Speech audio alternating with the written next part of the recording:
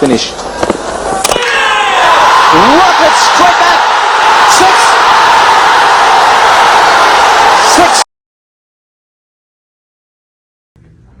জয় বাংলা, জয় বাংলা, জয় বাংলা। জিতবে এবার নৌকা। Well, I was not supposed to say that, but let's start our new vlog. Guys, I'm so excited right now. Guess where am I going today? Now you cannot guess who am I meeting today. I am going to meet the Bangladesh national cricket team players today in about a few moments. Just stay with me and we'll see that historical moment. Alright, let's go.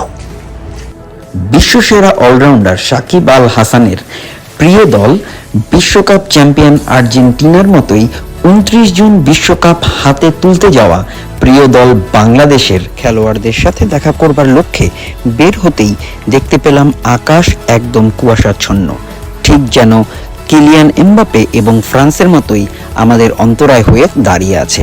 বুঝতে পারলাম বাংলাদেশের সামনেও এবার Kylian Mbappe এবং ফ্রান্সের মতো কুয়াশাচ্ছন্ন হয়ে দাঁড়িয়ে রয়েছে শ্রীলঙ্কা এবং দক্ষিণ আফ্রিকার মতো বড় বড় দল।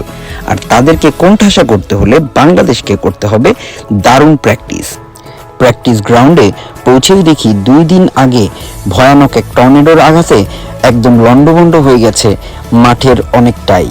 তবে সেই মাঠকে উপযোগী করার জন্য কাজে লেগে পড়েছে কিছু মেক্সিকান আমিগোস এবং ওয়েস্ট ইন্ডিয়ান ভাই বন্ধুরা। খেলার দিনের মাঠ এবং পিচ পরিদর্শন করতে এসেই নিজেকে হার্ষা ভোগলের ভাই সুভোগলার মতো মনে হতে লাগলো।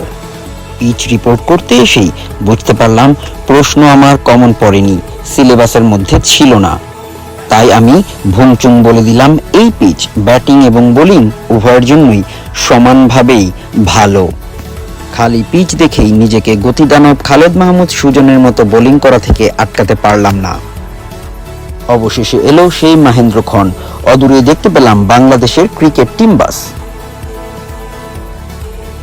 প্রিয় ক্রিকেটারদের সাথে হালকা কুশল বিনিময়ের পরেই তাদের ওয়ার্ম আপের ফাঁকে শেষবারের মতো প্র্যাকটিস গ্রাউন্ডে টুকিটাকি কাজটুকু সেরে নিলাম।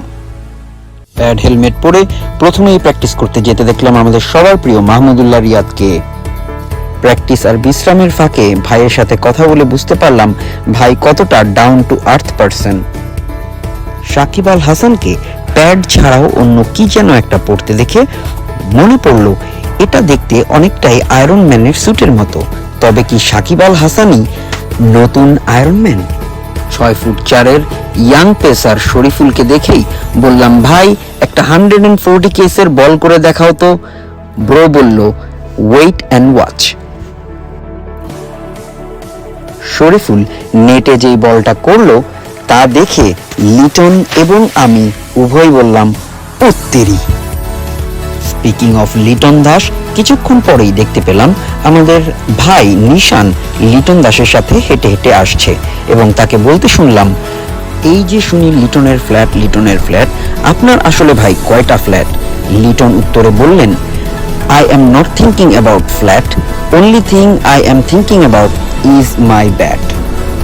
এদিকে ফিজকে বোলিং করতে দেখে বুঝতে পারলাম কেন তাকে ছাড়া চেন্নাই কোয়ালিফাই করতে পারেনি।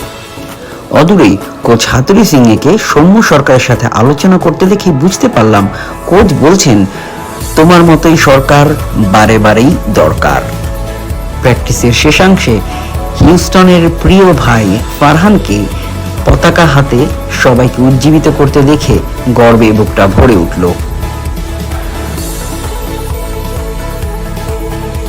জোহর নামাজের ওয়াক্তে পাকিস্তানের ফরমার স্পিনার মুশতাক আহমেদকে নামাজরত অবস্থায় দেখে দলটির জন্য মনটা দোয়ায় আর্দ্র হয়ে এলো।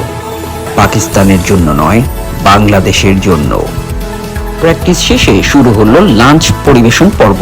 সবাইকে লাঞ্চ পরিবেশন করেই শুরু হলো ফটো সেশন পর্ব। ছবি তুললাম ফরমার ওপেনার নাফিস ইকবালের সাথে। ওয়েট, উনি যেন কার ভাই? ইয়াং পেসার হাসান মাহমুদকে দেখে বললাম, ভাইয়া তুমি উইকেট পাওয়ার পরে যেরকম এক্সপ্রেশন দাও সেরকম একটা বেস্ট এক্সপ্রেশন দাও তো। এই ছিল তার এক্সপ্রেশন। হ্যান্ডসাম ক্রিকেটার আফিফ আহমেদের সাথে ছবি তোলবার সময় তাকে বুঝিয়ে বললাম কিভাবে স্কুপ শটের প্রয়োগ করতে হবে। টিমের আরেক হ্যান্ডসাম প্লেয়ার সৌম্য সরকারের সাথে ছবি তোলবার সময় তাকে বললাম, ভাই আজকে যে রবিবার তাই কি রবি নামের ড্রেস পরেছেন, তার মানে কাল সোমবার, কালকে কি সোম লেখা ড্রেস পরবেন? কথা শুনে উনি সৌম্যভাবে হাসলেন। সুদর্শন ক্রিকেটার তাসকিন আহমেদের সাথে ছবি তোলার এক ফাঁকি তাকে বুঝিয়ে বললাম কিভাবে ইনজুরি কাটিয়ে এসে পেস বোলিংয়ের আগুনে পুড়িয়ে দিতে হবে প্রত্যেকটি দলকে।